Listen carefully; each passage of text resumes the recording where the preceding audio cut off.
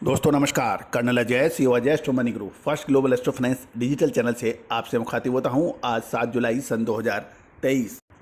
दोस्तों आज के एपिसोड में हम ग्रेन्स का प्रमुख सदस्य चावल के ऊपर बात करने जा रहे हैं।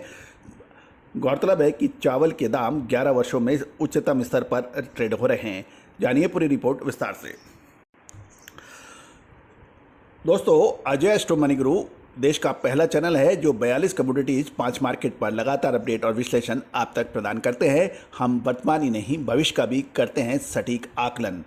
दोस्तों ग्लोबल लेवल पर भारत में चावल के निर्यात में लगभग 40% का हिस्सा माना जाता है, जो कि साल 2022 में 56 मिलियन टन था। लेकिन गौरतलब यह है कि जैसे ही चावल की एमएसपी सरकार ने बढ़ाई, उसके बाद ग्लोबल लेवल पे राइस के यानी चावल के सभी एक्सपोर्टर देशों ने भाव बढ़ा दिए और अब ये 11 सालों के उच्चतम स्तर पर ट्रेड कर रहा है। दोस्तों एक महत्वपूर्ण ये भी है कि भारत साल 2022 में 26 मिलियन टन चावल का निर्यात किया था। गौरतलब है कि चावल 3 अरब से अधिक लोगों का मुख्य भोजन है और लगभग 90% जल गहन फसल एशिया में पैदा होती है, जहां अल नीनो का मौसम पैटर्न आमतौर पर कम बरसात लाता है। राइस एक्सपोर्टर्स एसोसिएशन के अध्यक्ष श्री वी कृष्णा राव ने बताया कि भारत चावल का सबसे सस्ता सप्लायर था। जैसे जैसे एमएसपी के दाम बढ़े, दूसरे एक्सपोर्टर्स ने भी चावलों की कीमत बढ़ानी शुरू कर दी है। दोस्तों मौसम एक महत्वपूर्ण घटक है कि किसी भी खाद्यान्न की फसल की पैदावार और उसके मूल्य में। दूसरी ओर अमेरिकी कृषि विभाग यूएसडीए ने जो 6 सबसे बड़े ग्लोबल एक्सपोर्टर्स हैं चावल के, बांग्लादेश, चीन, भारत, इंडोनेशिया, थाईलैंड और वियतनाम, इसमें लगभग रिकॉर्ड उत्पादन का पूर्वानुमान लगाया है। लेकिन उसके बावजूद भी चावल के दाम आसमान छू रहे हैं। गौरतलब है कि अल नीनो का प्रभाव किसी एक देश तक सीमित नहीं होता है और ये लगभग सभी उत्पादक देशों में चावल के उत्पादन को प्रभावित करने की संभावना बना देता है। भारत चावल के निर्यात में 9% उछलकर 5 साल के उच्चतम स्तर पर पहुंच गया है और पिछले महीने सरकार द्वारा किसान को नए सीजन में आम चावल के लिए भुगतान की जाने वाली कीमतों में 7% की इजाफा किया है। ये भी एक बेहतर है। और जैसे ही भारत ने 7% एमएसपी पे बढ़ोतरी की, थाईलैंड और वियतनाम ने चावल की कीमत बढ़ा दी और ये 2 साल से अधिक के उच्चतम स्तर पर पहुंच गई है। जिसका उद्देश्य इस साल प्रमुख भारतीय राज्य चुनाव और अगले साल आम चुनाव में किसानों को वोटों को निभाना है, ये लोगों का मानना है।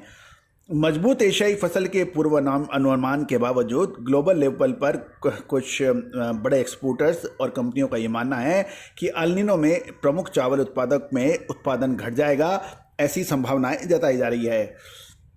दोस्तों यूएसडी का यानी यूनाइटेड स्टेट ऑफ अमेरिका के एग्रीकल्चर डिपार्टमेंट का कहना है हाल के वर्षों में बढ़ती मांग के बाद शीर्ष उत्पादक चीन और भारत में स्टॉक की गिरावट के कारण चावल की ग्लोबल सूची में 2023-24 के अंत तक 6 साल के निचले स्तर पर 170.2 मिलियन टन तक गिर जाएगी, ऐसा कहना है अमेरिकन की।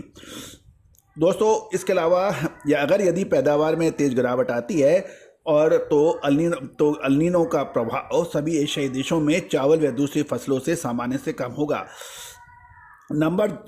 थाईलैंड जो कि नंबर 2 चावल का एक्सपोर्टर माना जाता है, मई महीने में सामान्य से 26% कम बारिश होने से वहां के किसानों से चावल की केवल एक फसल बोने का आग्रह किया गया है।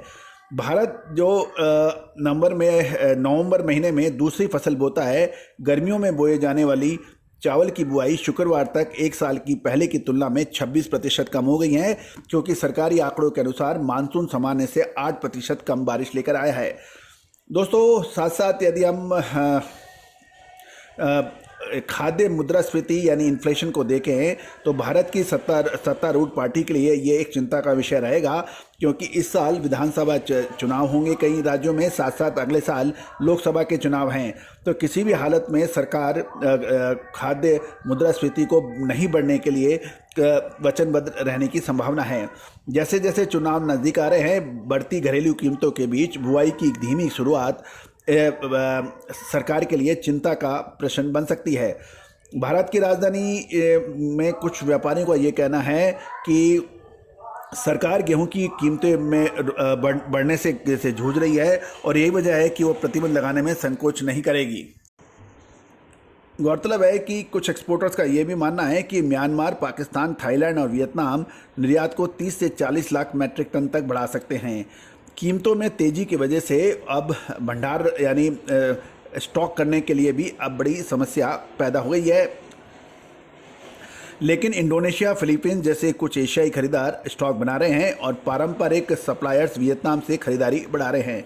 पिछले महीने इंडोनेशिया ने भारत के साथ एक समझौते पर हस्ताक्षर किए, जिसके तहत अगर अल नीनो से घरेलू आपूर्ति इंडोनेशिया की डिस्टर्ब होती है तो 10 लाख टन का आयात कर सकेगा।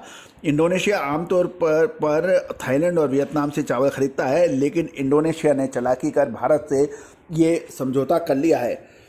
दूसरा, कुछ विदेशी व्यापारियों का ये कहना है चावल पिछले कुछ वर्षों से खरीदारों का बाजार रहा है। अगर अल नीनो उत्पादन में कटौती करता है तो यह फिर सेलर्स का मार्केट बन सकता है।